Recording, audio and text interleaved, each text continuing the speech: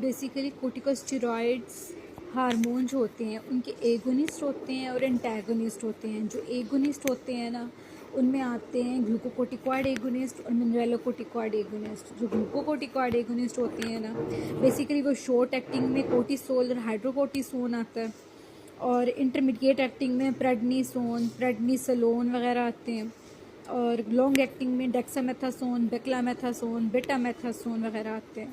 फिर आते हैं मिनरलोकोर्टिकॉइड एगोनिस्ट। मिनरलोकोर्टिकॉइड एगोनिस्ट जो थे इनमें एल्डोस्टेरोन आता है, फ्लूड्रोकोर्टिसोन आता है और डिऑक्सीकोर्टिकोस्टेरोन आता है बेसिकली। और एंटागोनिस्ट में आते हैं, एक होते हैं रिसेप्टर एंटागोनिस्ट और एक होते हैं सिंथेसिस इनहिबिटर्स।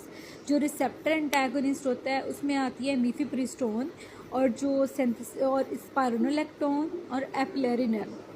इसके अलावा जो सिंथेसिस इनहिबिटर्स होते हैं वो होते हैं कीटोकोनाजोल, मेटायरापोन और होता है अमाइनोग्लूटाथाइमाइड।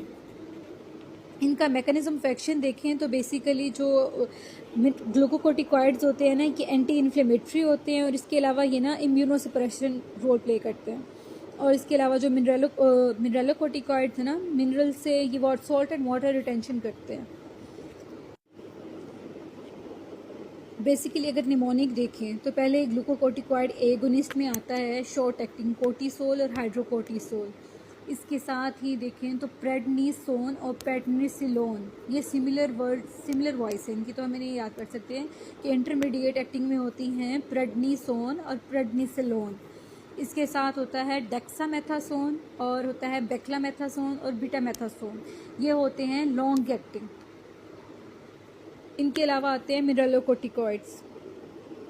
पहले हम ग्लूकोकोर्टिकॉइड्स अगर मैकेनिज्म ऑफ एक्शन देखें ना तो ग्लूकोकोर्टिकॉइड्स क्या होते हैं कि ना ये ना बाइंडिंग प्रोटीन के साथ बाइंड कर देते हैं और सेल में ना एंटर हो जाते हैं हिस्टोन प्रोटीन के साथ बाइंड करके ना, तो सेल साइटोप्लाज्म में जाके वो जो receptor binding ligand receptor complex होता है ना बेसिकली स्टेरॉइड्स का रिसेप्टर कॉम्प्लेक्स जो होता है वो ब्रेक डाउन कर जाता है और वो प्रोटीन्स रिलीज आउट हो जाती हैं।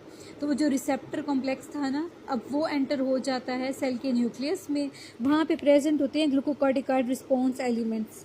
ये वहाँ जाके बेसिकली ना जो ट्रांसक्रिप्शन और ट्रांसलेशन हो रही होती है ना वहाँ जीन एक्सप्रेशन को ये इफेक्ट करते हैं और डीएनए सीक्वेंसेस के साथ बाइंड करके ग्लूकोकोर्टिकॉइड रिस्पॉन्स एलिमेंट्स बना देते हैं।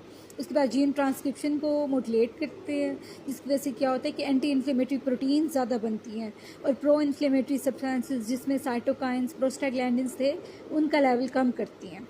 फिर आती हैं मिनरलोकोर्टिकॉइड। मिनरलोकोर्टिकॉइड मिनरल से इंडिकेट कर रहा है कि ये मिनरल्स को रेगुलेट करेंगी, यानी सॉल्ट और वाटर को रेगुलेट करेंगी, उनमें यूज़ होती हैं। तो इसमें आती है एल्डोस्टेरोन, ठीक है, एल्डोस्टेरोन आ गई, और फ्लूड्रोकोर्टिसोन। फ्लूड्रोकोर्टिसोन जो होती है सिंथेटिक होती है। फिर जैसे आती है डिऑक्सीकोर्टिकोस्टेरोन। अब मिनरलोकोर्टिकॉइड्स क्या करती हैं कि ये ना मिनरलोकोर्टिकॉइड रिसेप्टर के साथ बाइंड करके स्टेरॉइड रिसेप्टर कॉम्प्लेक्स बना देती हैं, जो कि ना सेल के न्यूक्लियस के अंदर क्या करते हैं कि ट्रांसक्रिप्शन ऑफ प्रोटीन्स को बढ़ा देता है, और इस तरह ना सोडियम पोटाशियम चैनल्स की को भी ज़्यादा प्रोड्यूस करता है। और इसकी वजह से ना ये प्राइमरली यूज़ होता है इन एडिसन डिजीज़, यानी जिनमें ना एड्रिनल इंसफिशिएंसी होती है, उनमें ब्लड प्रेशर मेंटेन और इलेक्ट्रोलाइट बैलेंसेस को मेंटेन करने के लिए हम मिनरलोकोर्टिकॉइड्स देते हैं। और जो हम देते थे ना बेसिकली ग्लूकोकोर्टिकॉइड्स वो हम स्वेलिंग को, रेडनेस को और इम्यून एक्टिविटी को सप्रेस करने के लिए, इन्फ्लेमेशन को कम करने के लिए देते हैं। इसके अलावा एस्थमा, रूमेटॉइड आर्थराइटिस और ऑटो इम्यून डिजीज़ में भी हम ग्लूकोकोर्टिकॉइड्स देते हैं। अब आते हैं बेसिकली एंटागोनिस्ट। एंटागोनिस्ट में आ रहे थे हमारे पास रिसेप्टर एंटागोनिस्ट जिसमें मिफिप्रिस्टोन और स्पाइरोनोलेक्टोन आती है। जो मिफिप्रिस्टोन है और स्पाइरोनोलेक्टोन ये रिसेप्टर एंटागोनिस्ट है। और इसके अलावा सिंथेसिस इनहिबिटर्स आ रहे थे कीटोकोनाजोल, और कीटोकोनाजोल के अलावा था अमाइनोग्लूटाथाइमाइड और एक था मेटायरापोन। जो मिनरलोकोर्टिकॉइड्स होते हैं ना बेसिकली ये क्या होता है कि इनका मैकेनिज्म ऑफ एक्शन ये है कि ये फार्माकोलॉजिकल एंटागोनिस्ट होते हैं मिनरलोकोर्टिकॉइड रिसेप्टर्स के, और ये ना एंड्रोजन रिसेप्टर्स को वीकली एंटागोनाइज भी करते हैं। ये हम एल्डोस्टेरोनिज्म में ट्रीटमेंट में देते हैं, हाइपोकलीमिया के केस में देते हैं, या मियोकार्डियल इंफ्रैक्शन में भी हम देते हैं। अब इसका एडवर्स इफेक्ट ये है कि ये हाइपरकलीमिया कराएगा, क्योंकि हम हाइपोकलीमिया में दे रहे थे ना, तो हाइपरकलीमिया ये एडवर्स इफेक्ट में कराएगा, गायनिकोमेस्टिया कराता है। इसके साथ ही बेसिकली ना ड्रग की जो इंट्रैक्शन होती है उसको भी कम करता है, उसको बढ़ाता है बेसिकली। और जो सिंथेसिस इनहिबिटर्स थे ना, उसमें आता था कीटोकोनाजोल। कीटोकोनाजोल जो होता है ये साइटोक्रोम P450 एंजाइम को इनहिबिट करता है इन मैमल्स एंड फंगस। तो ये क्या होता है कि mammalian steroid hormone synthesis inhibitor होता है, और फंगस के अंदर एर्गोस्टेरोल की सिंथेसिस को इनहिबिट करता है। इसका जो एडवर्स इफेक्ट है ना वो ये है, क्योंकि ये एंजाइम को इनहिबिट कर रहे हैं ना, तो एंजाइम जो है साइटोक्रोम P450 मेनली लीवर में होता है, तो उसकी वजह से ये हेपेटिक डिसफंक्शन करा देगा।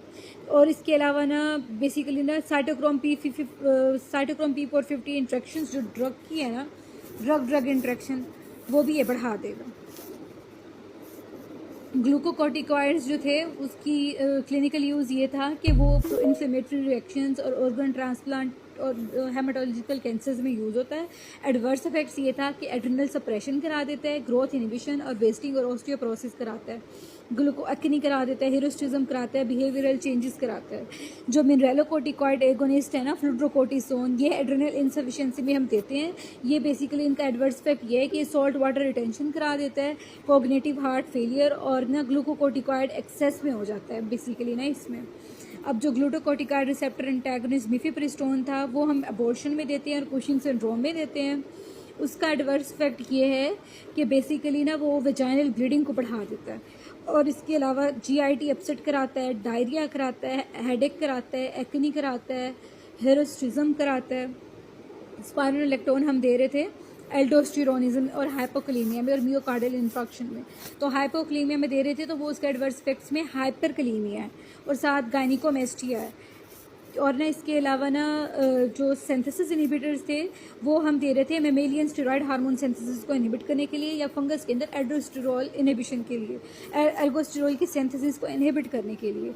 तो उसकी टॉक्सिसिटी ये थी कि वो हेपेटिक डिसफंक्शन करा रहा था। इन सब की फार्माकोकाइनेटिक्स ये है कि बेसिकली ना हम ये ओरली लेते हैं और इनका स्लो ऑनसेट ऑफ एक्शन होता है, या फिर हम टॉपिकली भी ले सकते हैं, और इनकी हेपेटिक मेटाबॉलिज्म